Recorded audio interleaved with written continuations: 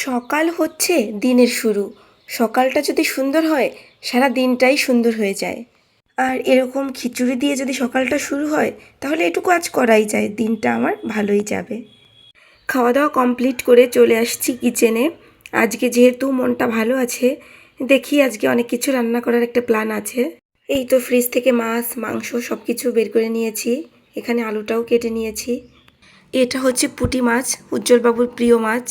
তার শ্বশুরবাড়ি থেকে পাঠানো হয়েছে। এখন আমি মাছটাতে লবণ হলুদ মাখিয়ে নিলাম। যেহেতু উজ্জ্বলবাবুর প্রিয় মাছ, তাই যেভাবেই রান্না করি না কেন সে পছন্দ করবে। এই তো চুলায় প্যান বসিয়ে দিলাম। এখন তেল দিয়ে দিয়ে দিলাম জিরা ফোড়ন। এখন সব মশলাগুলো দিয়ে দিব।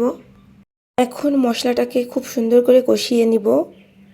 মশলাটা যত সুন্দর কষানো হবে, খাবারের টেস্ট তত বেশি ভালো হবে। এবার আমি একে একে সব মাছগুলো দিয়ে দিলাম। মাছগুলোকে কিছুক্ষণ মশলার সাথে উল্টে পাল্টে কষিয়ে নিব।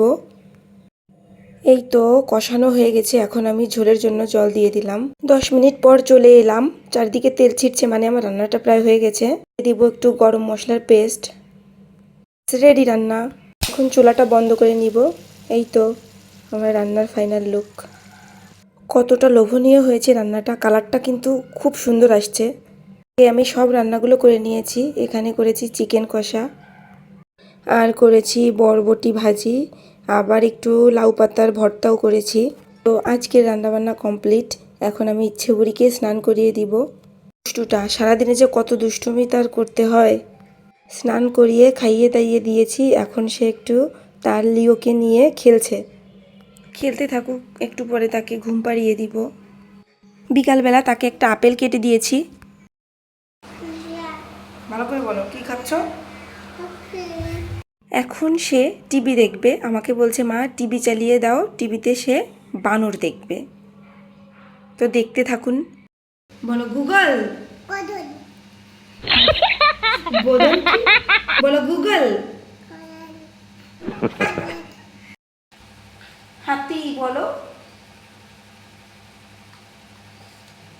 আর হাতি চলে আসছে, সে টিভিতে হাতি দেখবে। ইচ্ছেপুরীর বাবা অফিস থেকে আসছে, দেখা যাক কি কি নিয়ে আসছে। এখানে আছে বিস্কিট, আছে চানাচুর, ওহো আবার 1 ডজন ডিম নিয়ে আসছে, আর নিয়ে আসছে মিষ্টি। অফিসে যাওয়ার সময় ইচ্ছেপুরীকে তার বাবা বলছিল, মামনি তোমার জন্য কি নিয়ে আসবো, তুমি কি খাবা? তো সেই সময় সে বলেছিল মিষ্টি খাবো।